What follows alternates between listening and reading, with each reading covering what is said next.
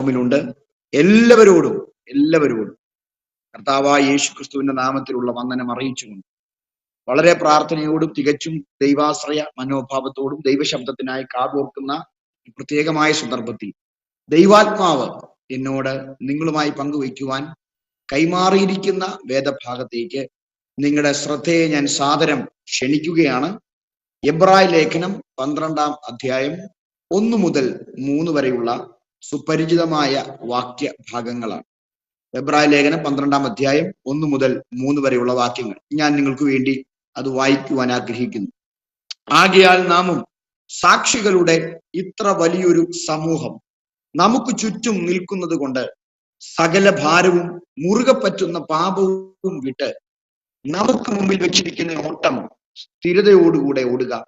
വിശ്വാസത്തിന്റെ നായകനും പൂർത്തി വരുത്തുന്നവനുമായ യേശുവിനെ നോക്കുക.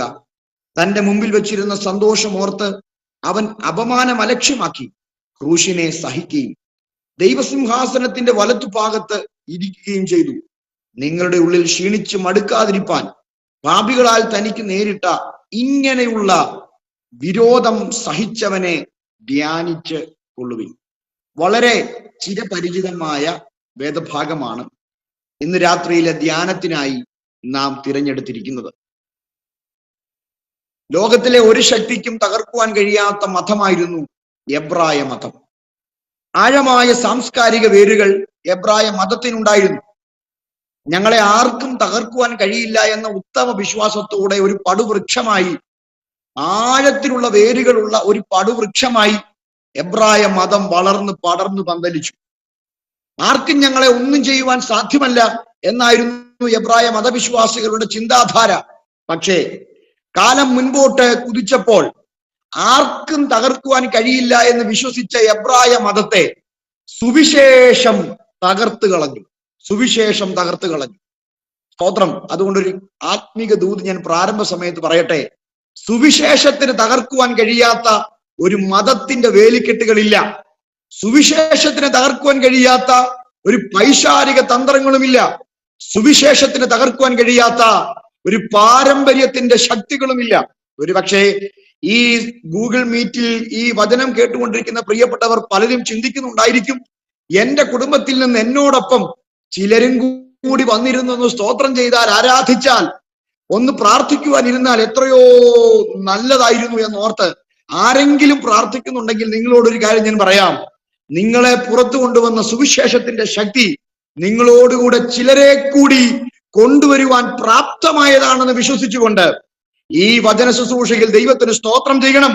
കാലം മാറുന്നതിന് മുൻപ്, കാലഘട്ടം മാറുന്നതിന് മുൻപ് അങ്ങനെയുള്ള ചില ദൈവപ്രവർത്തികൾ ചില കുടുംബങ്ങളിൽ സംഭവിക്കട്ടെ എന്ന് ആത്മാവിൽ ഞാൻ ആഗ്രഹിക്കുകയാണ്, പ്രാർത്ഥിക്കുകയാണ്. അങ്ങനെ ആർക്കും തകർക്കുവാൻ കഴിയാത്ത എബ്രായ മതത്തെ സുവിശേഷം തകർത്തപ്പോൾ ആയിരങ്ങൾ കർത്താവിന് വേണ്ടി ഹൃദയം കൊടുത്തുകൊണ്ട് പുറത്തു വരുന്നു. എബ്രായ മതവിശ്വാസികൾ ആയിരങ്ങൾ ക്രിസ്തുവിനെ അനുധാവനം ചെയ്തു. എന്നാൽ കാലാന്തരത്തിൽ ഇവരുടെ വിശ്വാസത്തിന് അപജയം സംഭവിക്കുകയാണ്. എന്തുകൊണ്ടാണ് ഇവരുടെ വിശ്വാസത്തിന് അപജയം സംഭവിച്ചത്? അല്പം ഭാരം ഇവരുടെ വിശ്വാസ ജീവിതത്തിന് സംഭവിച്ചത്. വചനത്തിൽ എബ്രായ ലേഖനകർത്താവ് ഇങ്ങനെ എഴുതി വെച്ചിട്ടുണ്ട്: അവർ വിട്ടിട്ടു പോകുന്നതിനെ ഓർത്തപ്പോൾ മടങ്ങിപ്പോകാൻ ഒരാഗ്രഹം അവർക്കുണ്ടായി. എന്താണ് അവർ വിട്ടിട്ട് പോകുന്നത്? അവർ വിട്ടിട്ട് പോകുന്നത് മനോഹരമായ യെരൂശലേം ദേവാലയത്തെ ആയിരുന്നു. അവർ വിട്ടിട്ട് പോകുന്നത് പുരോഹിതന്മാരുടെ ആചാര അനുഷ്ഠാനങ്ങളെ ആയിരുന്നു. അവർ വിട്ടിട്ട് പോകുന്നത് മഹാപുരോഹിതന്റെ ശുശ്രൂഷയായിരുന്നു. മോശയിലൂടെ ലഭ്യമായ ആചാര അനുഷ്ഠാനങ്ങളെയാണ് അവർ വിട്ടിട്ട് പോകുന്നത്. വിട്ടിട്ട് പോകുന്നതിനെ ഓർത്തപ്പോൾ മടങ്ങിപ്പോകാൻ ഒരാഗ്രഹം ഓർക്കുണ്ടാകുകയാണ്.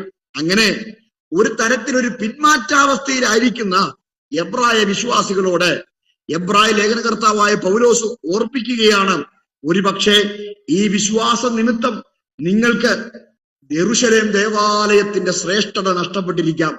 ഈ വിശ്വാസ നിമിത്തം പുരോഹിതന്റെ ശുശ്രൂഷ നിങ്ങൾക്ക് നഷ്ടപ്പെട്ടിരിക്കാം. മഹാപുരോഹിതന്റെ ആഠ്യത്വമുള്ള ശുശ്രൂഷകൾ നിങ്ങൾക്ക് നഷ്ടപ്പെട്ടിരിക്കാം. പക്ഷെ ആർക്കും തരുവാൻ കഴിയാത്ത ഉത്തമ സമ്പത്തായ ക്രിസ്തു നിങ്ങൾക്കുള്ളത് കൊണ്ട് നിങ്ങൾ ദൈവത്തിന് സ്തോത്രം ചെയ്യണം.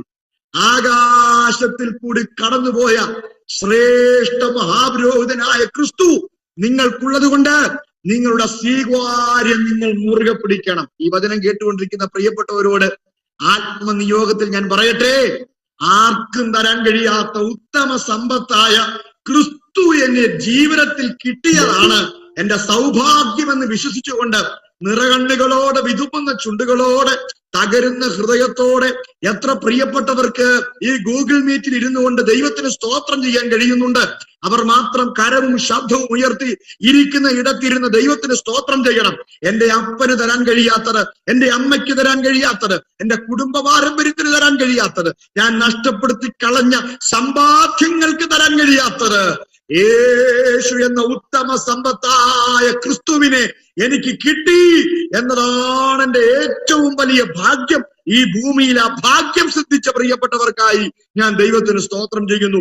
നമ്മുടെ സമ്പത്ത് നമ്മുടെ കർത്താവായ ക്രിസ്തുവാണ് എന്ന ഉറപ്പോടുകൂടെ ആത്മീക ജീവനം നയിപ്പാൻ നമുക്ക് ഇടയായി തീരട്ടെ. അങ്ങനെ ക്രിസ്തുവിന്റെ ഔന്നത്യത്തെ കൃത്യമായി ഉയർത്തിക്കാട്ടുന്ന മനോഹരമായ ലേഖനമാണ് എബ്രായ ലേഖനം. സ്തോത്രം. മോശയേക്കാൾ യേശു സമുന്നതനാണ്, ശലോമോനേക്കാൾ വലിയവനാണ്, ഫരോനേക്കാൾ വലിയവനാണ്. അങ്ങനെ ആരേക്കാൾ അധികം ക്രിസ്തുവിന്റെ വൈശിഷ്ട്യം. പകൽ പറക്കുന്ന അസ്ത്രമുണ്ട്, ഇരുട്ടിൽ സഞ്ചരിക്കുന്ന മഹാമാരിയുണ്ട്, ഉച്ചയ്ക്ക് നശിപ്പിക്കുന്ന സംഹാരമുണ്ട്. എന്നാൽ ഈ മാംസ കണ്ണുകൊണ്ട് നമുക്കത് കാണുവാൻ പറ്റുന്നില്ലെന്നേ ഉള്ളൂ.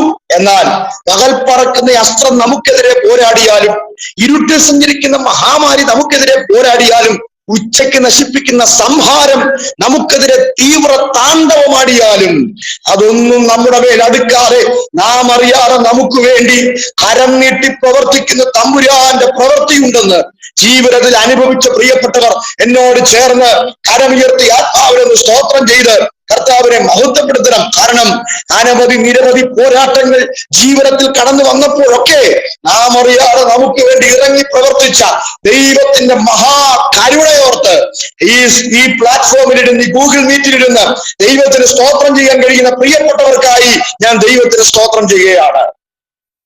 പ്രിയപ്പെട്ടവരെ, നീണ്ട വർഷങ്ങൾ ലാബാന്റെ വീട്ടിൽ യാക്കോബ് പണിയെടുത്തു. അവസാനം ദൈവാത്മാവ് എന്നോട് പറഞ്ഞു, വീട് വിട്ടിറങ്ങണം. യാക്കോബിന്റെ മുമ്പിൽ യാക്കോബ് അറിഞ്ഞ പ്രതിസന്ധി ആരായിരുന്നു? ഏശാവായിരുന്നു. അല്ലെ, ഏശാവായിരുന്നു യാക്കോബ് അറിഞ്ഞ പ്രതിസന്ധി. എന്നാൽ അറിയാതെ പുറകിൽ ഒരു പ്രതിസന്ധി ആ യാത്രയിൽ വരുന്നുണ്ട്. അതാരായിരുന്നു? അത് ലാബാനായിരുന്നു. അറിഞ്ഞ പ്രതികൂലത്തെക്കാൾ വലുതായിരുന്നു അറിയാതിരുന്ന പ്രതികൂലം. എന്നാൽ അറിഞ്ഞ പ്രതികൂലത്തെക്കാൾ വലുതായ അറിയാതിരുന്ന പ്രതികൂലത്തെ വഴിയിൽ തടഞ്ഞിട്ട് എന്റെ ദൈവം ലാബാനോട് ഇങ്ങനെ ഇടപെട്ടു, എന്റെ ദാസന്റെ മേൽ നിന്റെ കരമുയരരുത്. ഈ രാത്രി വചനം കേട്ടുകൊണ്ടിരിക്കുന്ന പ്രിയപ്പെട്ടവരോട് ഒരു പ്രവചന നിയോഗം പോലെ ഈ രാത്രിയിൽ ഞാൻ ഇങ്ങനെ ഇടപെടാം. സ്തോത്രം. അറിഞ്ഞ പ്രതികൂലത്തെക്കാൾ, അറിഞ്ഞ പോരാട്ടത്തെക്കാൾ വലുതായിരുന്നു നീ അറിയാതെ നിനക്കെതിരാട്ടങ്ങളും. പക്ഷേ നീ അറിയാതെ നിനക്ക് വേണ്ടി ഇറങ്ങി വന്ന് ഇടപെട്ട തമ്പുരാന്റെ കരുണാധിക്യമോർത്ത് ഈ രാത്രിയിൽ നിറകണ്ണുകളോടെ സ്തോത്രം ചെയ്യാൻ കഴിയുന്നവർ മാത്രം ഇരിക്കുന്ന ഇടത്തിരുന്ന് ദൈവത്തിന് നന്ദിയോടെ സ്തോത്രം ചെയ്യണം. അറിഞ്ഞ പോരാട്ടത്തെക്കാൾ വലുതായ അറിയാത്ത പോരാട്ടത്തെ എനിക്ക് വേണ്ടി ഇറങ്ങി വന്ന് ഇടപെട്ട തമ്പുരാന്റെ കരുണയോർത്ത് ഈ രാത്രി ദൈവത്തിന് സ്തോത്രം ചെയ്യാൻ നമുക്ക് കഴിയട്ടെ പ്രിയരെ. ഇപ്പോൾ ഒന്നാമത്തെ ചിത്രീകരണം ഒരു പോരാളിയുടെ ചിത്രീകരണമാണ്. രണ്ടാമത്തെ ചിത്രീകരണം തിമോഥെയോസിന്റെ ലേഖനത്തിലാണ് പൗലോസ് പറയുന്നത്. നെഞ്ചകം പൊട്ടുന്ന വേദനയോടെ കണ്ണുനീർ ധാരധാരയായി ഒഴുക്കിക്കൊണ്ട് പൗലോസ് പറയുന്നു, അലക്സണ്ടറും ഹുമനയോസും അവരുടെ വിശ്വാസ കപ്പൽ തകർത്ത് കളഞ്ഞു. സ്തോത്രം. എങ്ങനെ തകർത്ത് കളഞ്ഞു? അവർ അവരുടെ നല്ല മനസാക്ഷി നഷ്ടമാക്കി കളഞ്ഞതുകൊണ്ട് അവരുടെ വിശ്വാസ കപ്പൽ തകർന്നുപോയി. അപ്പോൾ എന്താണ് ക്രിസ്തീയ ജീവിതം? ഓളങ്ങളും തിരമാലകളും പ്രചണ്ഡവാദങ്ങളും ഉയർന്നു നിൽക്കുന്ന മഹാസമുദ്രത്തിലൂടെ തീരം മാത്രം ലക്ഷ്യം കണ്ട് യാത്ര ചെയ്യുന്ന കപ്പൽ യാത്രയോട് സദൃശ്യമാണ് ക്രിസ്തീയ ജീവിതം. ആ കരം ഉയർത്തി കർത്താവിന് സ്തോത്രം ചെയ്യാമോ പ്രിയപ്പെട്ടവരെ? എന്താണ് നമ്മുടെ ക്രിസ്തീയ ജീവിതം? സ്തോത്രം. നിത്യതയാകുന്ന തീരം നോക്കി ഈ ലോകമാകുന്ന മഹാസമുദ്രത്തിലൂടെ യാത്ര ചെയ്യുന്ന വിശ്വാസയാത്രികരാണ് നാം. അതുകൊണ്ട് ഇങ്ങനെ പ്രാർത്ഥിക്കണം. എങ്ങനെയാ പ്രാർത്ഥിക്കണ്ടേ? കൃപയിൽ തുടങ്ങി, കൃപയിൽ തുടർന്ന്, കൃപയിൽ അവസാനിക്കാൻ എന്റെ മേൽ വിശേഷ ദൈവകൃപ പകരണമേ എന്ന് ഈ രാത്രിയിലും പ്രാർത്ഥിക്കാൻ എത്ര പ്രിയപ്പെട്ടവർക്ക് ഇതിന്റെ അകത്ത് കഴിയുന്നുണ്ട്. നമ്മളെക്കാളും മിടുക്കന്മാരും ശക്തന്മാരും ബഹുകൃപയുള്ളവരും ഒക്കെ നക്ഷത്രങ്ങളെ പോലെ ശോഭിച്ചവർ പലരും വീണുടയപ്പെട്ട ഒരു സ്ഥലത്താണ് നാം നിൽക്കുന്നത്. നിത്യതയുടെ തീരം അണയുന്നത് വരെയും എന്നെ നിലനിർത്തണമേ എന്ന് ഓരോ ദിവസവും പ്രാർത്ഥിച്ചെഴുന്നേൽക്കാൻ നമുക്കിടയായി തീരണം പ്രിയരെ. അതാണ് നമ്മുടെ ജീവിതത്തിന്റെ ധന്യത.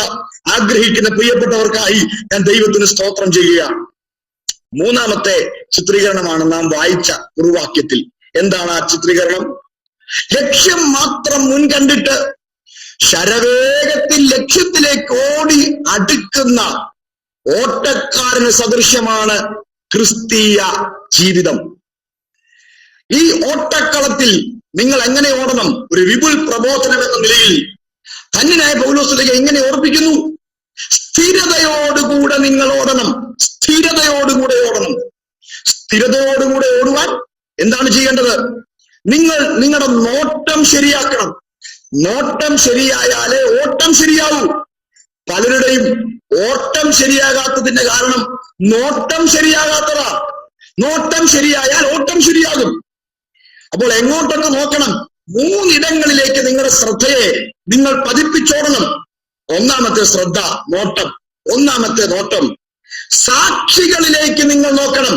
ഇന്നലകളിൽ വിശ്വാസത്തിന്റെ ജീവിത പാതകളിലെ കല്ലും മുള്ളും നിറഞ്ഞ കഠിന പാതകളെ താണ്ടി നിത്യതയുടെ തീരമണഞ്ഞ വിശുദ്ധന്മാരുടെ കാൽച്ചുവടുകളിലേക്ക് നോക്കുമ്പോൾ ഓടാനൊരു ഊർജം അറിയാതെ കാലിൽ വ്യാപരിക്കും. വിശുദ്ധന്മാരുടെ കാൽച്ചുവടുകളെ നിങ്ങൾ നോക്കണം. രണ്ട്, നാം നമ്മിലേക്ക് നോക്കണം. അവിടെ ഇങ്ങനെയാണ് എഴുതിയിരിക്കുന്നത്: സകല ഭാരവും മുറുകെ പറ്റുന്ന പാപവും. അത് അടുത്തിരിക്കുന്നവരിലല്ല, അത് പാസ്റ്റർമാരിലല്ല, വിശ്വാസികളിലല്ല, അത് നമ്മിൽ തന്നെയാണ്. നാം നമ്മെ നോക്കി ഓടണം. അടുത്ത ഏറ്റവും പ്രധാനപ്പെട്ടൊരു നോട്ടമുണ്ട്. അതിങ്ങനെയാണ്: വിശ്വാസത്തിന്റെ നായകനും പൂർത്തി വരുത്തുന്നവനുമായ യേശുവിനെ നോക്കണം. കരമുയർത്തി ആവേശത്തോടെ ദൈവത്തിന് സ്തോത്രം ചെയ്യാം. Author and perfecter of our faith. യേശുവിനെ നോക്കി ഓടുക. യേശുവിനെ നോക്കി ഓടുക. 3 ഭാഗങ്ങളും സമയബന്ധിതമായി ഇന്ന് രാത്രിയിൽ വിശദീകരിക്കാൻ സാധ്യമല്ലാത്തത് കൊണ്ട് ദൈവാത്മാവ് എനിക്ക് എങ്ങനെ ഈ വചനം തരുന്നു അതുപോലെ നിങ്ങളുമായി പങ്കുവയ്ക്കുവാൻ ഞാൻ കർത്താവിൽ ശരണപ്പെടുകയാണ്. 1, സാക്ഷികളിലേക്ക് നോക്കുക. ഇന്നലകളിലെ വിശ്വാസ പാതയെ താണ്ടിയ വിശുദ്ധന്മാരുടെ കാൽച്ചുവടുകളെ നോക്കുക. 11-ാം അധ്യായം, എബ്രായ ലേഖനം 11-ാം അധ്യായം മുഴുവനും സാക്ഷികളുടെ സവിസ്തരമായ പട്ടികയാണ്. നിങ്ങൾ വായിച്ചിട്ടുണ്ടെങ്കിൽ നിങ്ങൾക്കത് മനസ്സിലാക്കുവാൻ സാധിക്കും. സാക്ഷികളുടെ സവിസ്തരമായ പട്ടിക. അതിൽ ഒരാളുടെ ജീവിത വീക്ഷണത്തിലേക്ക് നമ്മൾ വേഗത്തിൽ ഒന്ന് പ്രവേശിക്കാൻ ആഗ്രഹിക്കുകയാണ്. എബ്രായ ലേഖനം 11-ാം അധ്യായത്തിന്റെ 8 മുതൽ 17 വരെയുള്ള വാക്യങ്ങളിൽ അബ്രഹാം എന്ന വിശ്വാസ വീരന്റെ വിശ്വാസ ജീവിതത്തിന്റെ 4 പ്രത്യേകതകളെ പരിശുദ്ധാത്മാവ് രേഖപ്പെടുത്തിയിട്ടുണ്ട്. വളരെ ശ്രദ്ധാപൂർവം നിങ്ങളിത് വായിച്ചാൽ നിങ്ങൾക്ക് മനസ്സിലാകും. എന്റെ പൊന്നു പാസ്റ്ററെ, ഇനി എന്തിനാണ് ഈ അബ്രഹാമിനെ കുറിച്ച് പ്രസംഗിക്കുന്നതായിരിക്കും നിങ്ങളുടെ ധാരണ എന്ന് ഞാൻ തിരിച്ചറിയുകയാണ്. കേട്ട് തഴമ്പിച്ചു കിടക്കുന്ന വിഷയങ്ങളല്ലയോ പാസ്റ്ററെ ഈ അബ്രഹാമും മോശയും ഏലിയാവും ദാനിയേലും ദാവീദും ഒക്കെ. വീണ്ടും എന്തിന് ഞങ്ങളെ പ്രസംഗിച്ച് മുഷിപ്പിക്കുന്നു എന്ന ചിന്തയോടുകൂടെ ആരെങ്കിലും കേൾക്കുന്നുണ്ടെങ്കിൽ ഈ രാത്രിയിൽ നിങ്ങളോട് വ്യത്യസ്തമായി പരിശുദ്ധാത്മാവ് ഇടപെടുവാൻ സർവശക്തനായി ഇറങ്ങി നിൽക്കുകയാണ്. വിശ്വസിക്കുന്നവർ കരമുയർത്തി ഒന്ന് ഒരിക്കൽ കൂടി ദൈവത്തിനൊന്ന് സ്തോത്രം ചെയ്യാമോ? അബ്രഹാമിന്റെ വിശ്വാസത്തിന്റെ 4 പ്രത്യേകത. 4 ക്വാളിറ്റീസ് ഓഫ് എബ്രഹാംസ് ഫെയ്ത്ത്. ഒന്നാമത്തെ പ്രത്യേകത ശ്രദ്ധയോടെ കേൾക്കുക. വജ്രമുന കൊണ്ടെന്ന പോലെ നിങ്ങൾ നിങ്ങളുടെ മനസ്സിൽ ഇത് കോറിയിടണം. വജ്രമുന കൊണ്ടെന്ന പോലെ നിങ്ങൾ നിങ്ങളുടെ മനസ്സിൽ കോറിയിടണം. 1, അബ്രഹാം വിശ്വാസത്താൽ ശക്തിപ്പെട്ടു. 2, അബ്രഹാം വിശ്വാസത്താൽ അനുസരിച്ചു. 3, അബ്രഹാം വിശ്വാസത്താൽ യാഗമർപ്പിച്ചു. 4, അബ്രഹാം വിശ്വാസത്താൽ കാത്തിരുന്നു. By faith Abraham strengthened. Abraham വിശ്വാസത്താൽ ശക്തിപ്പെട്ടു. 2, അബ്രഹാം വിശ്വാസത്താൽ അനുസരിച്ചു. 3, അബ്രഹാം വിശ്വാസത്താൽ കാത്തിരുന്നു. 4, അബ്രഹാം വിശ്വാസത്താൽ യാഗമർപ്പിച്ചു. 4 ഇന്ന് രാത്രി വിശദീകരിക്കാൻ സമയം പോരാ, എങ്കിലും ദൈവാത്മാവ് നയിക്കുന്നത് പോലെ മുന്നോട്ട് പോകട്ടെ. 1, അബ്രഹാം വിശ്വാസത്താൽ ശക്തിപ്പെട്ടു. ശ്രദ്ധിച്ചു കേൾക്കുക. 75-ാമത്തെ വയസ്സിലാണ് ദൈവം അബ്രഹാമിനോട് പറയുന്നത്, ഞാൻ നിനക്ക് ഒരു സന്തതിയെ തരാൻ പോവുകയാണ്. 75-ാമത്തെ വയസ്സിൽ ദൈവത്തിന്റെ ദൂത്, ദൈവത്തിന്റെ വാഗ്ദത്തം അബ്രഹാമിന്റെ കർണപുടങ്ങളിൽ വന്ന് പതിയുകയാണ്, ചെവിയിൽ കേൾക്കുകയാണ്. ആ വാഗ്ദത്തം കേട്ടത് തന്റെ 75-ാമത്തെ വയസ്സിലാണ്. ആ 75-ാമത്തെ വയസ്സിൽ കേട്ട ദൂത് നിറവേറിയത് തന്റെ 100-ാമത്തെ വയസ്സിലാണ്. സ്തോത്രം, 100-ാമത്തെ വയസ്സിലാണ്. അപ്പോൾ 75 വയസ്സ് മുതൽ 100 വയസ്സ് വരെയുള്ള 25 വർഷം ഒറ്റ വാഗ്ദത്തത്തിനു വേണ്ടി, ഒറ്റ ദൂതിനു വേണ്ടി ഈ പരമഭക്തനായ മനുഷ്യൻ ദൈവസന്നിധിയിൽ കാത്തിരിക്കുകയാണ്. സ്തോത്രം. എന്നെ ചിന്തിപ്പിച്ച ഭാഗം ഇതാണ്. ഈ 25 വർഷം അബ്രഹാം എന്തു മനസ്സിലാക്കി എന്നുള്ളതാണ്. 75 വയസ്സ് മുതൽ 100 വയസ്സ് വരെയുള്ള 25 വർഷം അബ്രഹാം എന്താണ് മനസ്സിലാക്കിയത്, എന്താണ് തിരിച്ചറിഞ്ഞത്? അതറിയണമെങ്കിൽ റോമാലേഖനത്തിലേക്ക് നാം വരണം. വായിക്കുന്നില്ല, വേദഭാഗങ്ങളൊന്നും ഞാൻ വായിക്കുന്നില്ല. സ്തോത്രം. അബ്രഹാം എന്ന മനുഷ്യനെ പറ്റി പുതിയ നിയമത്തിൽ മനോഹരമായി വളരെ ആഴത്തിൽ എഴുതിയ, പഠിപ്പിച്ച ഒരു വ്യക്തി ഉണ്ടെങ്കിൽ പൗലോസ്ലീഹയാണ്. പൗലോസിന്റെ ലേഖനത്തിൽ, പ്രത്യേകിച്ച് റോമാലേഖനത്തിൽ അബ്രഹാമിന്റെ വിശ്വാസത്താലുള്ള നീതീകരണം എന്ന വിഷയത്തെ അവതരിപ്പിക്കുമ്പോൾ, അബ്രഹാമിലൂടെയുള്ള ആ വിഷയത്തെ അവതരിപ്പിക്കുമ്പോൾ ഇങ്ങനെയാണ് 4-ാമത്തെ അധ്യായത്തിൽ എഴുതി വച്ചിരിക്കുന്നത്. സാറയുടെ ഗർഭപാത്രത്തിന്റെ നിർജീവത്വം താൻ തിരിച്ചറിഞ്ഞു.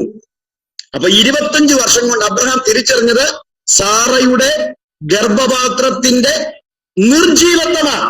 എന്ന് വെച്ചാൽ നിർജീവത്വം തിരിച്ചറിഞ്ഞു, ഡെഡ്നെസ് തിരിച്ചറിഞ്ഞു. അടുത്ത വാക്യം ഇങ്ങനെയാണ്, തനിക്ക് ഏകദേശം 100 വയസ്സുള്ളതായതുകൊണ്ട് തന്റെ ശരീരത്തിന്റെ നിർജീവത്വം താൻ തിരിച്ചറിഞ്ഞു. അപ്പോൾ 75 വയസ്സ് മുതൽ 100 വയസ്സ് വരെയുള്ള, സ്തോത്രം, 25 വർഷം കൊണ്ട് അബ്രഹാം തിരിച്ചറിഞ്ഞത് തന്റെ ഡെഡ്നെസ് ആയിരുന്നു. ഒന്നുകൂടി ആഴത്തിൽ പറഞ്ഞാൽ, ദൈവം തന്നോട് പറഞ്ഞ വാഗ്ദത്തങ്ങൾ തന്റെ കഴിവുകൊണ്ടും പ്രാപ്തി കൊണ്ടും ബുദ്ധി കൊണ്ടും ആത്ബലം കൊണ്ടും ആരോഗ്യം കൊണ്ടും സമ്പാദ്യം കൊണ്ടും പ്രാപ്തി കൊണ്ടും നേടിയെടുക്കാൻ സാധ്യമല്ല എന്ന് താൻ തിരിച്ചറിഞ്ഞു. ആ കരം ഉയർത്തി കർത്താവിന് സ്തോത്രം ചെയ്യാമോ? Praise God, hallelujah. 25 വർഷം കൊണ്ട് അബ്രഹാം തിരിച്ചറിഞ്ഞു, ഇനി എന്നെ കൊണ്ട് സാധ്യമല്ല, എന്നോട് എന്റെ ദൈവം പറഞ്ഞ വാഗ്ദത്തം നേടിയെടുക്കാൻ എന്റെ കഴിവോ പ്രാപ്തി കൊണ്ടോ സാധ്യമല്ല. പിന്നെ എങ്ങനെ വാഗ്ദത്തം നേടും? വാഗ്ദത്തം നേടണ്ടേ പ്രിയരെ? വാഗ്ദത്തം നേടണം. അടുത്ത വാക്യം ഇങ്ങനെയാണ് എഴുതിയിരിക്കുന്നത്, മരിച്ചവരെ ജീവിപ്പിക്കുകയും ഇല്ലാത്തതിനെ ഉള്ളതുപോലെ വിളിച്ചു വരുത്തുകയും ചെയ്യുന്ന ദൈവത്തിന്റെ വാഗ്ദത്തത്തിൽ അവിശ്വാസത്താൽ സംശയിക്കാതെ വിശ്വാസത്താൽ ദൈവത്തിന് മഹത്വം കൊടുത്തപ്പോൾ വിശ്വാസത്തിന്റെ ശക്തി അബ്രഹാമിൽ ചലിച്ചിറങ്ങി. ഈ രാത്രി ഈ വചനം കേട്ടുകൊണ്ടിരിക്കുന്ന പ്രിയപ്പെട്ടവരോട് ആത്മനിയോഗത്താൽ ഞാൻ പറയട്ടെ, നമ്മുടെ നിർജീവത്വം സമർപ്പിച്ചിട്ട് നമ്മെ കൊണ്ട് കഴിയില്ല എന്ന് നാം തുറന്നു സമ്മതിച്ചാൽ വിശ്വാസത്തിന്റെ ശക്തി നമ്മിൽ ചലിക്കാതിരിക്കില്ല എന്ന് വിശ്വസിക്കുന്നവർ ഇതിന്റെ അകത്തുണ്ടെങ്കിൽ ഇതിന്റെ അകത്തിരുന്ന് ദൈവത്തിന് സ്തോത്രം ചെയ്യണം. എന്താണെന്നറിയാമോ?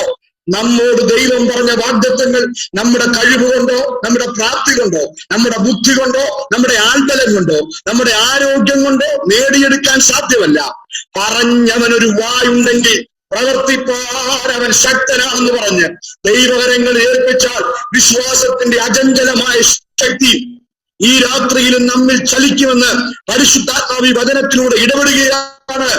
വിശ്വസിക്കുന്ന പ്രിയപ്പെട്ടവർക്കായി ഞാൻ ദൈവത്തിന് സ്തോത്രം ചെയ്യുകയാണ്. ഒന്നുകൂടി ഞാനത് വിശദീകരിച്ചാൽ, 75-ാമത്തെ വയസ്സിൽ അബ്രഹാമിന് ഒരു കുഞ്ഞുണ്ടാകാനുള്ള സാധ്യത, പോസിബിലിറ്റി എന്റെ ഭാവനയിൽ ഒരു 25% ഇരിക്കട്ടെ.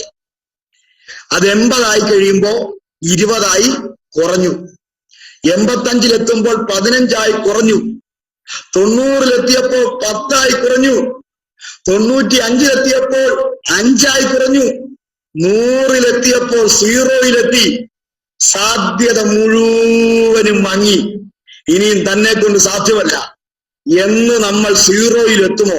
0-ലെത്തുക മാത്രമല്ല, എന്നെ കൊണ്ട് കഴിയില്ലപ്പാ, അങ്ങാണ് എന്നോട് പറഞ്ഞത്, സ്തോത്രം, അങ്ങാണ് എന്നോട് അരുളി ചെയ്തത്, അങ്ങ് നിവർത്തിപ്പാൻ ശക്തനാണെന്ന് പറഞ്ഞുകൊണ്ട് ദൈവകരങ്ങളിലേക്ക് കൈമാറുമ്പോഴാണ് ദൈവശക്തിക്ക് നമ്മിൽ ചലിക്കാൻ കഴിയുന്നത്. ഈ രാത്രി ഈ സ്തോത്രം ഗൂഗിൾ മീറ്റിൽ ഈ വചനം കേട്ടുകൊണ്ടിരിക്കുന്ന പ്രിയപ്പെട്ടവരോട് ഈ രാത്രി ഞാൻ ഇങ്ങനെ പറയട്ടെ, വർഷങ്ങൾക്ക് മുമ്പ് നിങ്ങളോട് പറഞ്ഞ ദൂതുകൾ, വാഗ്ദത്തങ്ങൾ നിങ്ങളൊന്ന് ഓർത്തേ.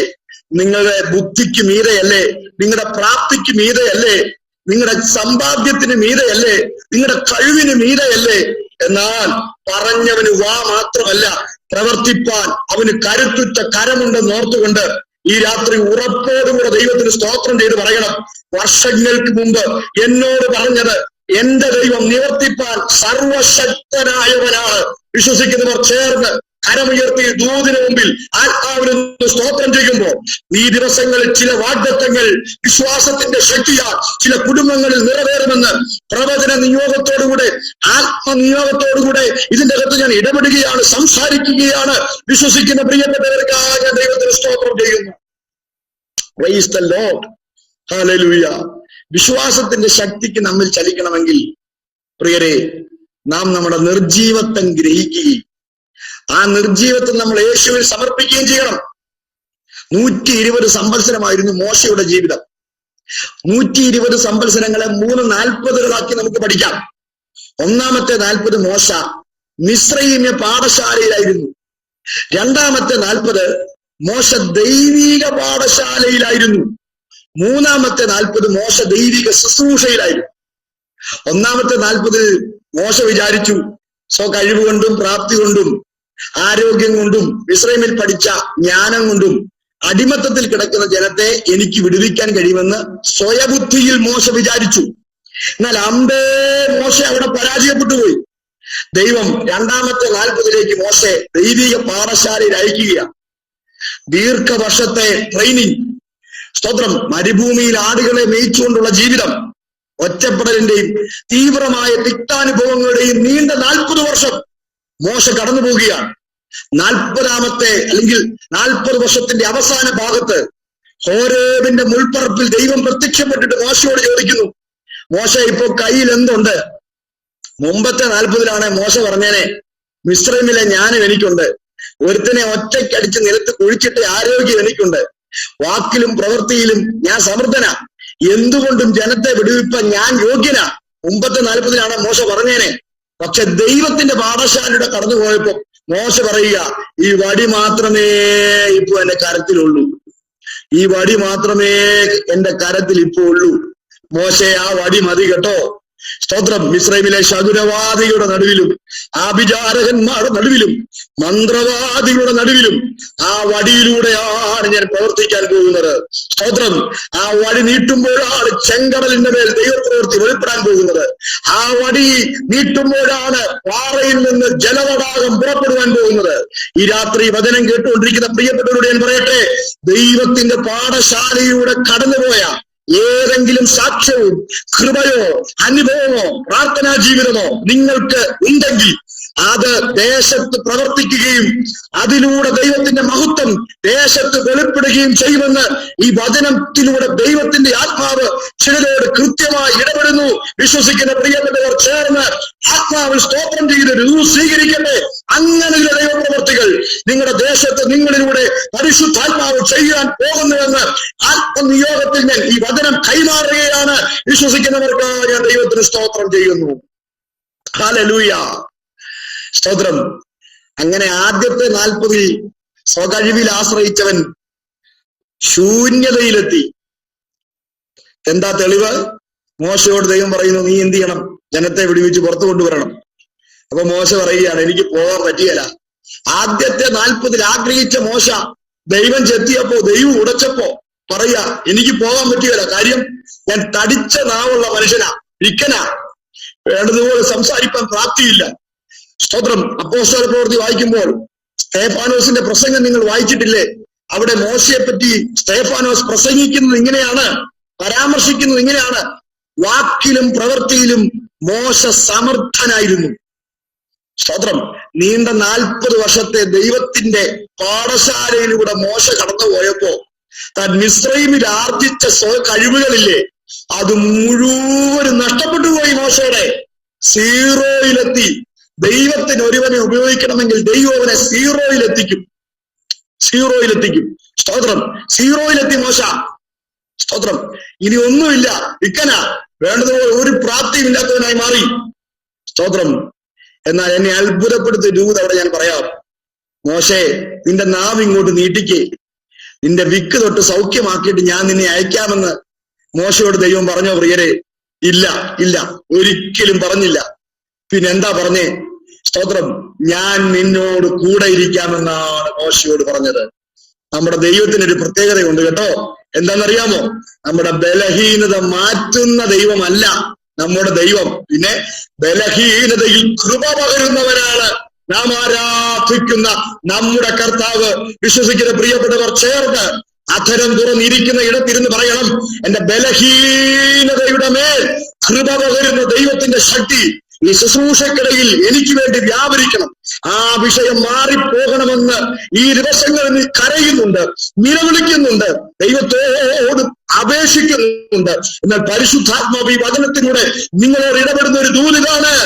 ആ വിഷയം മാറ്റുകയല്ല, ആ വിഷയത്തെ മറികടക്കുന്ന വിശേഷമായൊരു ദൈവകൃപ നിന്റെ ശിരസിന്റെ മേൽ ദൈവം ഈ ശുശ്രൂഷക്കിടയിൽ കൈമാറാൻ ആഗ്രഹിക്കുന്നുവെന്ന് ആരോടോ ദൈവാത്മാവ് ഒരു പ്രവചന നിയോഗം പോലെ ഇതിന്റെ അകത്ത് ഇടപെടുന്നു. വിശ്വസിക്കുന്ന പ്രിയപ്പെട്ടവർക്കായി ഞാൻ ദൈവത്തിന് സ്തോത്രം ചെയ്യുന്നു. ഹല്ലേലൂയ. സ്തോത്രം. യെരൂശലേം മുതൽ ഇല്ലൂരിയ ദേശത്തോളം ചുറ്റി സഞ്ചരിച്ച് നിരവധി സഭകളെ നട്ടു നനച്ച് വളർത്തിയെടുത്ത് റൂമാനിൽ പോലും ദൈവശക്തിയുടെ പ്രദർശനത്തെ വെളിപ്പെടുത്തിയ കർത്തൃദാസനായിരുന്ന പൗലോസ്ലീഹ ഒരു വിഷയത്തിന് വേണ്ടി 3 വട്ടം ദൈവസന്നിധിയിൽ പ്രാർത്ഥിച്ചു. ഇല്ലേ? 3 വട്ടം പ്രാർത്ഥിച്ചു. ഏത് വിഷയമായിരുന്നു? വെളിപ്പാടുകളുടെ ആധിക്യ നിമിത്തം നിഗളിച്ചു പോകാതിരിക്കേണ്ടതിന്, ജഡത്തിൽ കിട്ടിയ ശൂലം മാറിപ്പോകേണ്ടതിനായി പ്രാർത്ഥിച്ചു. എന്നെ അത്ഭുതപ്പെടുത്തിയ കാര്യം ഞാൻ പറയട്ടെ. എന്റെ ശുശ്രൂഷയേക്കാൾ എന്റെ ദൈവത്തിന് വിലയേറിയത് എന്റെ നിത്യതയാണ്. കരമുയർത്തി എത്ര പ്രിയപ്പെട്ടവർക്ക് ദൈവത്തിന് സ്തോത്രം ചെയ്യാൻ കഴിയുന്നുണ്ട്. നിങ്ങളുടെ ശുശ്രൂഷയേക്കാൾ ദൈവത്തിന് വലുത് നിങ്ങളുടെ നിത്യതയാണ് പ്രിയരെ, നിത്യതയാണ്. വെളിപ്പാടുകളുടെ ആധിക്യ നിമിത്തം പൗലോസിന് നിഗളമുണ്ടാകുമോ എന്ന് ഭയപ്പെട്ടിട്ട് സാത്താന്റെ ദൂതനെ കുത്തുവാൻ ഏൽപ്പിച്ചു.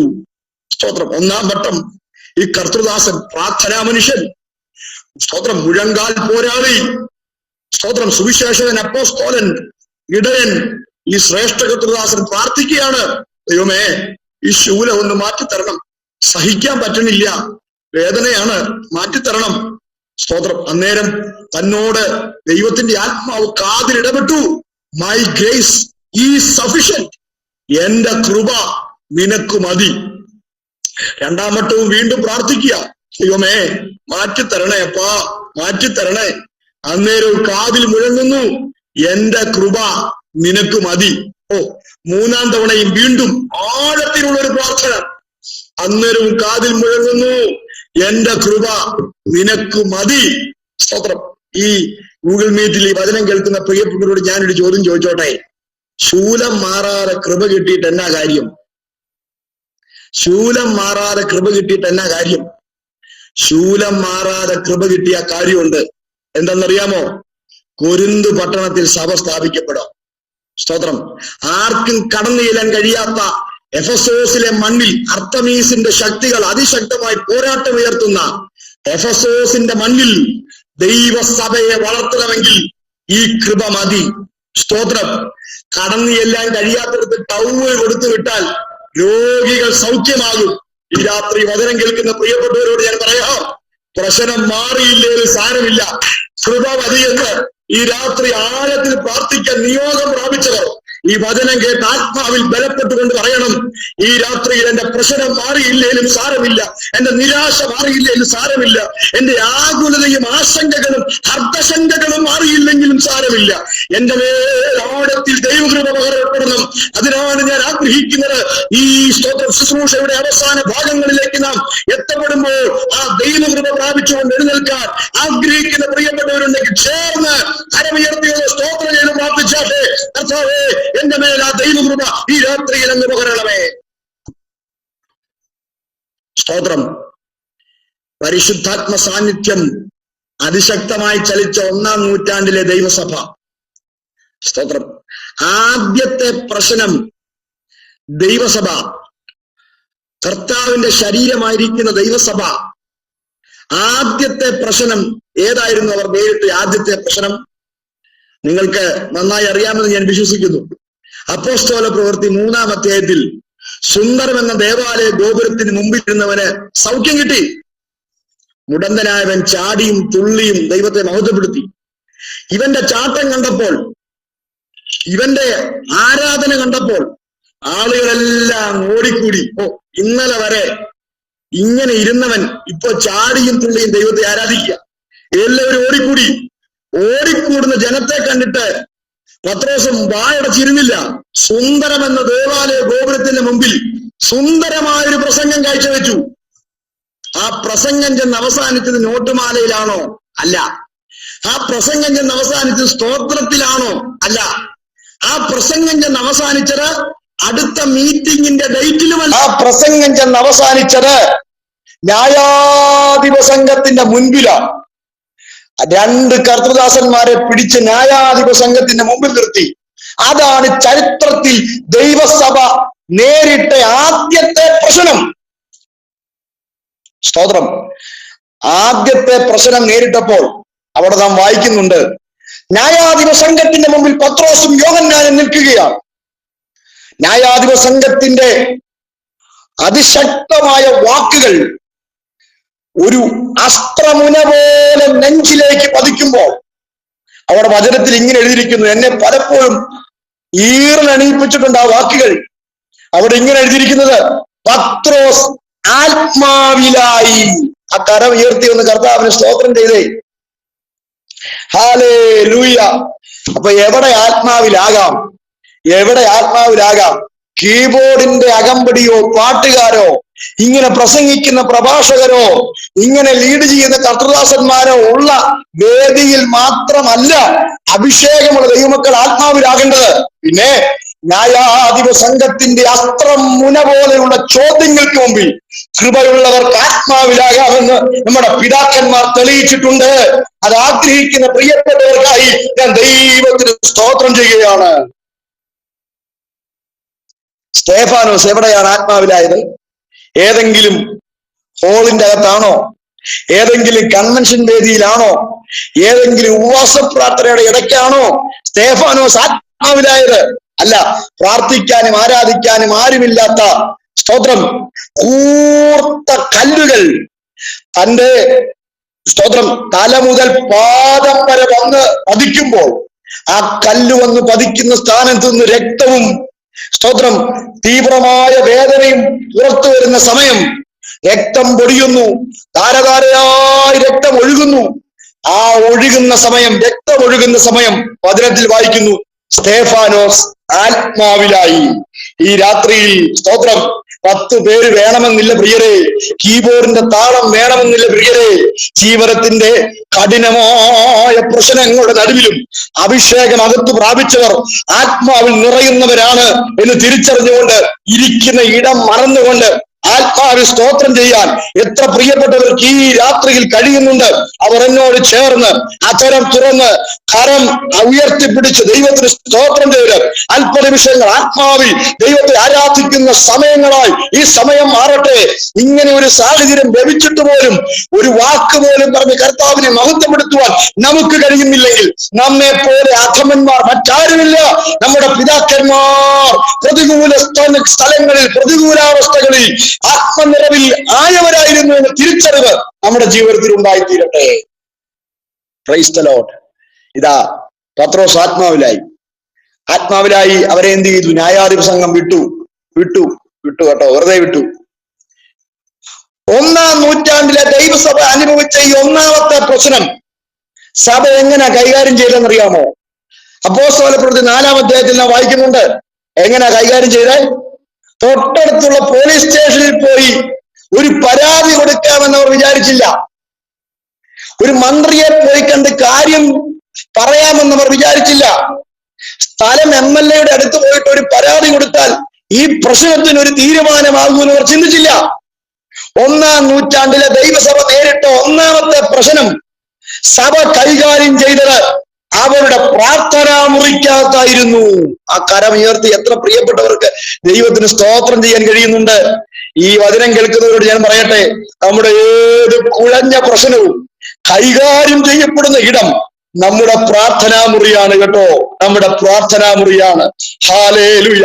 ആർക്കും പരിഹരിക്കാൻ കഴിയാത്ത കുഴഞ്ഞു മറിഞ്ഞു പോയ ചില ജീവിത പ്രശ്നങ്ങളെ പരിഹരിക്കാൻ കഴിയുന്നത് എന്റെ മുഴങ്കാൽ മടക്കിയുള്ള പ്രാർത്ഥനാ സമയം തിരിച്ചറിഞ്ഞുകൊണ്ട് ഈ ദിവസങ്ങളിൽ ആത്മനിയോഗത്തിൽ പ്രാർത്ഥിക്കുന്ന ഒരു കൂട്ടം ഈ സുവിശേഷ യോഗം കഴിഞ്ഞ് പുറത്തു വരട്ടെ എന്ന് ആത്മാവിൽ ഞാൻ ആഗ്രഹിക്കുകയാണ്. അത് ആഗ്രഹിക്കുന്ന പ്രിയപ്പെട്ടവർക്ക് ഞാൻ ദൈവത്തിന് സ്തോത്രം ചെയ്യുന്നു. ഇതാ അവർ പ്രാർത്ഥിച്ചു, അവർ പ്രാർത്ഥിക്കുവാൻ തുടങ്ങി.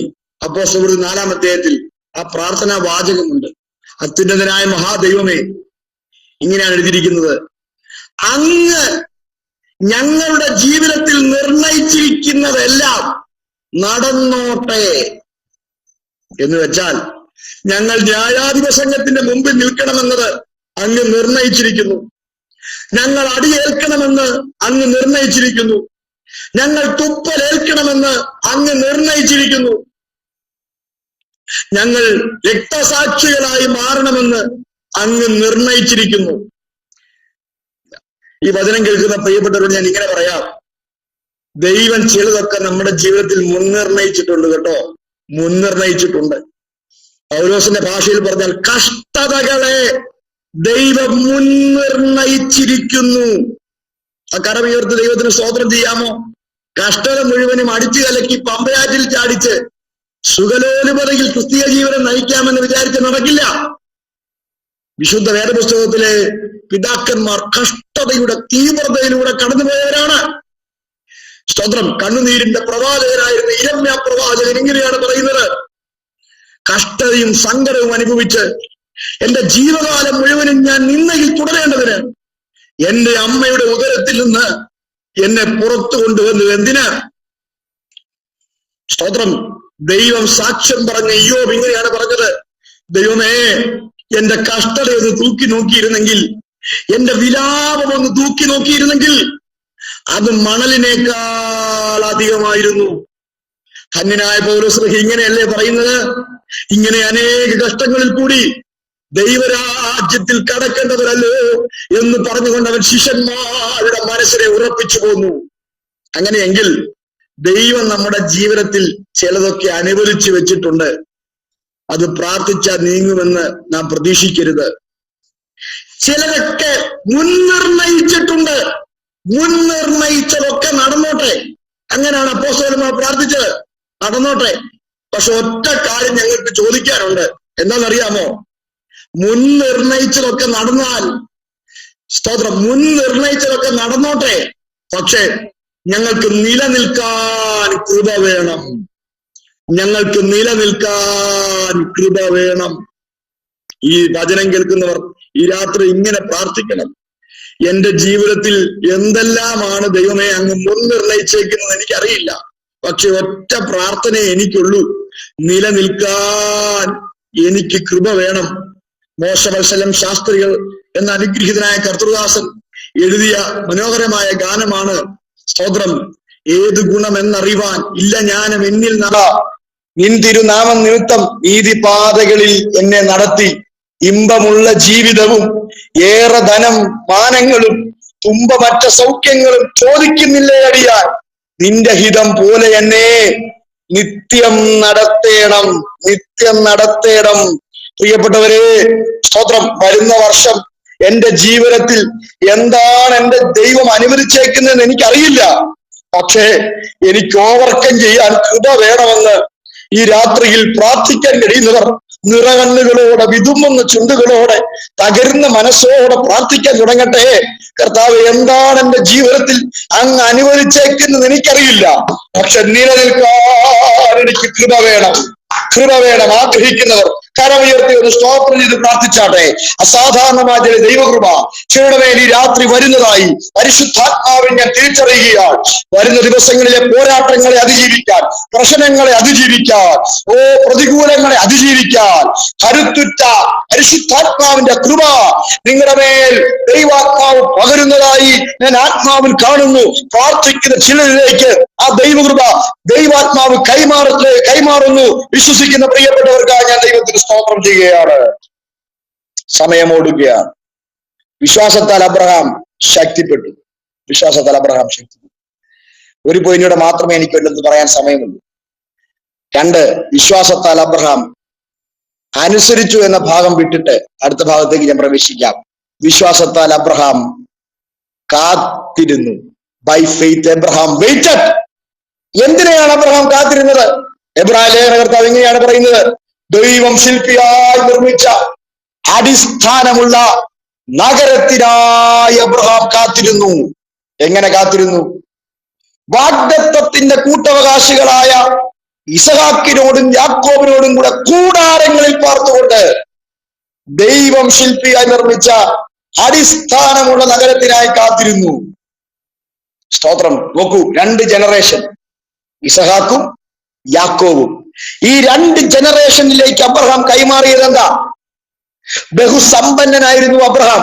ചരിത്രം പരിശോധിച്ചാൽ 318 അഭ്യാസികളെ വീട്ടിൽ തീറ്റി പോറ്റിയ ബഹുസമ്പന്നനായ അബ്രഹാം തന്റെ 2 തലമുറകളിലേക്ക്, ഇസഹാക്കിലേക്കും യാക്കോബിലേക്കും കൈമാറിയത് എന്താന്ന് ചോദിച്ചാൽ, മക്കളെ, ഈ അപ്പച്ചൻ ഇട്ടുമൂടാനുള്ള പണം കയ്യിലുണ്ട്. ഒന്നുമില്ലായിരുന്നു ദൈവം വിളിച്ചിറക്കിയപ്പോ. പക്ഷേ ഈ വരുന്ന വഴിക്ക് ഒരുപാട് പണം, സമ്പാദ്യം ഈ അപ്പച്ചനുണ്ട്. പക്ഷേ ഇതെല്ലാം നശ്വരമാണ് കേട്ടോ. ഇതെല്ലാം നശ്വരമാണ്, തീർന്നു പോകുന്നതാണ്. എന്നാൽ നമ്മളെ കൽദയരുടെ പട്ടണമായ ഊരിൽ നിന്ന്, വിഗ്രഹങ്ങളെ വാർത്തുകൊണ്ടിരുന്ന വീട്ടിൽ നിന്ന് വിളിച്ചിറക്കിയ ദൈവം നമുക്ക് തന്ന പണത്തെ അല്ല നോക്കേണ്ടത്, നമുക്ക് വേണ്ടി ഒരു നഗരം ഒരുക്കുന്നുണ്ട്. ആ നഗരത്തിന് വേണ്ടി നിങ്ങൾ നോക്കി പാർക്കണം. തന്റെ തലമുറകളിലേക്ക് നിത്യതയുടെ ദർശനം കുത്തിവെക്കാൻ അബ്രഹാമിന് കഴിഞ്ഞു എന്നുള്ളതാണ് ഏറ്റവും വിലപ്പെട്ട കാര്യം. ഈ വചനം കേൾക്കുന്ന പ്രിയപ്പെട്ടവരോട് ഞാൻ പറയാം, അടുത്ത ജനറേഷനിലേക്ക് നിത്യതയുടെ ദർശനം കുത്തിവെക്കാൻ ഒരു കൂട്ടം പ്രിയപ്പെട്ടവരെ പരിശുദ്ധാത്മാവ് ഈ രാത്രി ഇതിന്റെ അകത്ത് ക്ഷണിക്കുകയാണ്. ആഗ്രഹമുള്ള പ്രിയപ്പെട്ടവർക്കായി ഞാൻ ദൈവത്തിന് സ്തോത്രം ചെയ്യുകയാണ്. പണത്തെക്കുറിച്ചുള്ള സ്നേഹമല്ല, ജോലിയെക്കുറിച്ചുള്ള സ്നേഹമല്ല, വിദേശ രാജ്യങ്ങളിൽ ചേക്കേറുവാനുള്ള വ്യഗ്രതയല്ല, നിത്യതയുടെ ദർശനം ഒരു ജനറേഷനിലേക്ക് കൈമാറാൻ ഒരു കൂട്ടം പ്രിയപ്പെട്ടവരെ ദൈവാത്മാവ് ഈ രാത്രിയിലും ഈ ശുശ്രൂഷക്കിടയിൽ ഈ ഗൂഗിൾ മീറ്റിൽ അന്വേഷിക്കുകയാണ്. അതിൽ ഒരുവനായി മാറാൻ ഞാൻ എന്നെ തന്നെ തരുന്നു എന്ന് പറയുന്ന പ്രിയപ്പെട്ടവർ കരമുയർത്തി ഒന്ന് പ്രാർത്ഥിച്ചാട്ടെ. നിങ്ങളുടെ സമർപ്പണത്തെ പരിശുദ്ധാത്മാവ് ഈ രാത്രി ആവശ്യപ്പെടുകയാണ്. ആ തീരുമാനത്തിന്റെ മേൽ ദൈവം തന്നെ മുദ്ര വെക്കുകയാണ്. ആഗ്രഹിക്കുന്ന പ്രിയപ്പെട്ടവർക്ക് ഞാൻ ദൈവത്തിന് സ്തോത്രം ചെയ്യുകയാണ്. ഹല്ലേലൂയ, സ്തോത്രം. നിത്യതയുടെ ദർശനത്തിൽ നമുക്ക് എത്തിച്ചേരുവാൻ ഇടയായി തീരണം. അതാണ് വിശ്വാസത്തിന്റെ കാത്തിരിപ്പ്. ഞാൻ ഏറ്റവും ഇഷ്ടപ്പെടുന്ന ഒരു ഇംഗ്ലീഷ് പാട്ടുകാരാണ്, ക്രൈസ്തവ പാട്ടുകാരനാണ് ജിം റീവ്സ് എന്ന പാട്ടുകാരൻ. അദ്ദേഹത്തിന്റെ പാട്ടുകളൊക്കെ ഏറെ പ്രത്യാശ നിർഭരമാണ്. അദ്ദേഹത്തിന്റെ ഏറ്റവും പ്രസിദ്ധമായ പ്രത്യാശ നിർഭരമായ ഒരു പാട്ടാണ് this world is not my home, I just passing through it, treasures are laid down somewhere beyond the blue. ഈ ലോകം എന്റെ പാർപ്പിടമേ അല്ല, ഞാൻ വെറും ഒരു യാത്രികൻ മാത്രമാണ്. ഈ ലോകമാകുന്ന വഴിത്താരയിലൂടെ നടന്ന് എന്റെ നിത്യതയാകുന്ന വീട്ടിൽ ഞാൻ ചെന്നു ചേരും. ഇവിടെ എനിക്ക് കൂട്ടിവെക്കുവാനൊന്നുമില്ല, ഇവിടെ എനിക്ക് സമ്പാദ്യങ്ങളൊന്നുമില്ല. എന്റെ സമ്പാദ്യമെല്ലാം somewhere beyond the blue, Akashganga ഗാലക്സികൾക്കപ്പുറം, നക്ഷത്രങ്ങൾക്കപ്പുറം ദൈവം എവിടെയോ എനിക്ക് വേണ്ടി ഒരുക്കി വെച്ചിരിക്കുകയാണ്. ഈ രാത്രി പ്രത്യാശയോടെ എത്ര പ്രിയപ്പെട്ടവരുണ്ട്? പ്രിയപ്പെട്ടവരെ, ഈ ലോകമാകുന്ന വഴിത്താരിലൂടെ നടന്ന് നിത്യതയാകുന്ന വീട്ടിലേക്ക് നാം ചെന്നു ചേരുകയാണ്. എന്നോട് ചേർന്ന് ആ വാക്യം നിങ്ങൾ ഒരുമിച്ചൊരുവിടണം. സ്തോത്രം. നമ്മുടെ പൗരത്വമോ സ്വർഗത്തിലാകുന്നു നിശ്ചയം. അവിടെ നിന്ന് നമ്മുടെ കർത്താവ് വേഗം വരും. ഈ താഴ്ചയുള്ള ശരീരം തന്റെ മഹത്വമുള്ള ശരീരത്തോട് അനുരൂപമായി രൂപാന്തരപ്പെടും. പ്രത്യാശയുള്ള പ്രിയപ്പെട്ടവർ കരമുയർത്തി ഒരിക്കൽ കൂടി പറയട്ടെ, കർത്താവ് ഗംഭീര നാദത്തോടെ, പ്രധാന ദൂതന്റെ ശബ്ദത്തോടെ, ദൈവത്തിന്റെ കാഹളത്തോടുകൂടെ സ്വർഗത്തിൽ നിന്ന് ഇറങ്ങി വരികയും ക്രിസ്തുവിൽ മരിച്ചവർ മുമ്പേ ഉയർത്തെഴുന്നേൽക്കുകയും പിന്നെ ജീവനോടെ ശേഷിക്കുന്ന നാം ഓരോരുത്തരും കർത്താവിനെ എതിരേൽപ്പാൻ ആകാശമേഘങ്ങളിൽ എടുക്കപ്പെടും. നമ്മുടെ കർത്താവ് വരാറായി. പ്രത്യാശയോടെ ഈ മീറ്റിംഗിൽ നമുക്കായിരിക്കാം പ്രിയരെ. കർത്താവിന്റെ വരവാണ് വിശ്വാസത്തിന്റെ കാത്തിരിപ്പ്. സ്തോത്രം. പണ്ടൊക്കെ പ്രഭാത വേളകളിൽ നമ്മളൊക്കെ പാടിയിട്ടുണ്ട്, അല്ലെങ്കിൽ നമ്മുടെ പിതാക്കന്മാരൊക്കെ പാടിയിട്ടുണ്ട്. ഇപ്പോഴത്തെ ജനറേഷനിൽ ആ പാട്ടൊക്കെ മറന്നു പോയിരിക്കുന്നു എന്നുള്ളതൊരു യാഥാർത്ഥ്യമാണ്. സ്തോത്രം. എന്നെ ചിന്തിപ്പിച്ച ഏറ്റവും അനുഗ്രഹീതമായൊരു പാട്ടാണത്. ഉണരുക നീ എൻ ആത്മാവേ, ചേരുക യേശുവിൻ അരികിൽ നീ. അതിൻ്റെ അകത്തെ ചില വരികൾ ആഴത്തിൽ സ്പർശിക്കുന്ന വരികളാണ്. അതിങ്ങനെയാണ്. സ്തോത്രം. ക്രിസ്തന്റെ കാഹളമൂതും ധ്വനി കേൾക്കുമോ ഈ ദിനം ആരറിഞ്ഞു, വിശ്രമവാസത്തിലാകുമോ നാം ഏതിനും ഒരുങ്ങുകൻ ആത്മാവേ. അടുത്തത് ഇങ്ങനെയാണ്. സ്തോത്രം. വീടുമില്ല, ആരുമില്ല, ഒന്നുമില്ലീ ലോകത്തിൽ നമുക്ക് നോർക്കുക നീ, വിട്ടകലും നീ ഒരു നാളിൽ ഉണ്ടെന്ന് തോന്നുന്ന സകലത്തെയും. എത്ര ആഴമാണ് ആ വരി. വിട്ടകലും നീ ഒരു നാളിൽ ഉണ്ടെന്ന് തോന്നുന്ന സകലത്തെയും. ഉണ്ടെന്ന് തോന്നുന്നതാ ചിലത്. സകലവും തോന്നലാ ഈ ലോകത്തിലുള്ളത് കേട്ടോ. അപ്പന്റെ സ്നേഹം ഒരു തോന്നല, അമ്മയുടെ സ്നേഹം ഒരു തോന്നല, ഭാര്യയുടെ സ്നേഹം ഒരു തോന്നല, ഭർത്താവിന്റെ സ്നേഹം ഒരു തോന്നല, മക്കളുടെ സ്നേഹം ഒരു തോന്നല. എന്നാൽ തോന്നലല്ലാത്ത റിയാലിറ്റി ആയിട്ടുള്ള ഒരു സ്നേഹമേ ഉള്ളൂ. അത് കർത്താവിന്റെ സ്നേഹമാണ്.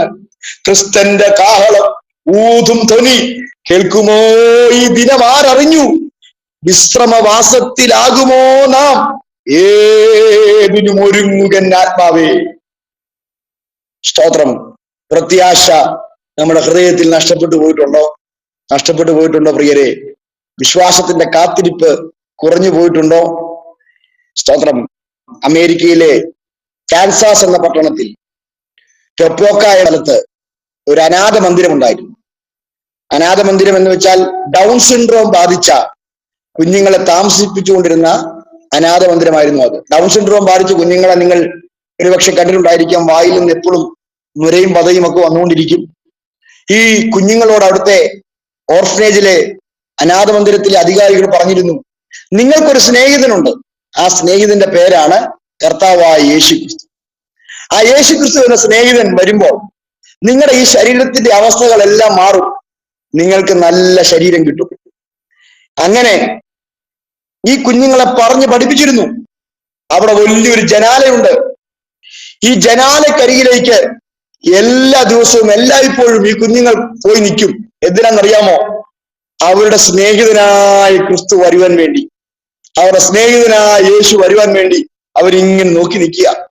ഇങ്ങനെ നോക്കി നിൽക്കുമ്പോ അവരുടെ വായിൽ നിന്ന് നൊരയും പതയൊക്കെ ഈ ജനാലയുടെ കമ്പിക്കടിയിൽ വീടും. എത്ര പ്രാവശ്യം തുടച്ചിട്ടാലും ആ ജനാല വൃത്തിയായി കിടക്കത്തില്ല. അതുകൊണ്ട് അവർ ആ ജനാലയ്ക്ക് ഒരു പേരിട്ടു, ഡേർട്ടി വിൻഡോ. എപ്പോഴും വൃത്തിഹീനമാണ് ആ ജനാല, വൃത്തിയായി കിടക്കുകയില്ല.